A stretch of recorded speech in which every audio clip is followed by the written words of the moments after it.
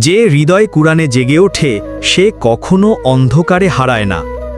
আমরা অনেকেই অন্ধকারকে ভয় পাই। রাতের নিস্তব্ধতা, নিঃসঙ্গতা কিংবা ভবিষ্যতের অজানা পথ সবকিছুই যেন আমাদের মনে ভয় ঢেলে দেয়। কিন্তু কখনো কি ভেবেছ এমন এক আলো আছে যা শুধু দুনিয়ার নয়, মৃত্যুর পরও তোমার সঙ্গী হবে? সে আলো হচ্ছে কোরআন। যদি তুমি অন্ধকারে পথ হারিয়ে ফেলো, যদি তুমি ভয় পাও একাকিত্বে, তাহলে বেশি বেশি করে কোরআন তিলাওয়াত করো। কারণ এই কোরআনই একদিন কবরে তোমার পাশে থাকবে। যখন কেউ থাকবে না, এই কোরআনই হবে তোমার সঙ্গী, তোমার কবরে আলো হয়ে জ্বলবে।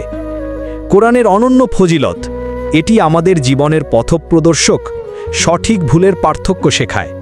কোরআনের প্রতিটি আয়াত হৃদয় প্রশান্তি আনে, দূর করে ভয় ও দুশ্চিন্তা।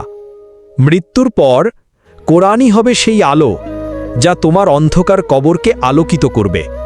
একটি কথা মনে রেখো, যে ব্যক্তি জীবদশায় কোরআনকে আপন করেছে, মৃত্যু তার জন্য ভয় নয়, বরং নতুন জীবনের শুরু।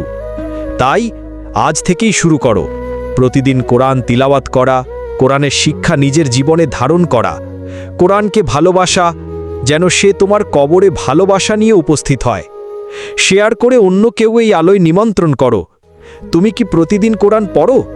তাহলে নিচে কমেন্টে জানাও। আর যদি না পড়ো, আজই শুরু করো। কোরআন শুধু একটি বই নয়, এটি হলো জীবনের দিশারি এবং মৃত্যুর পর আলোর বন্ধু। আল্লাহ আমাদের সবাইকে কোরআনের আলোয় পথ চলার তৌফিক দান করুন। আমিন।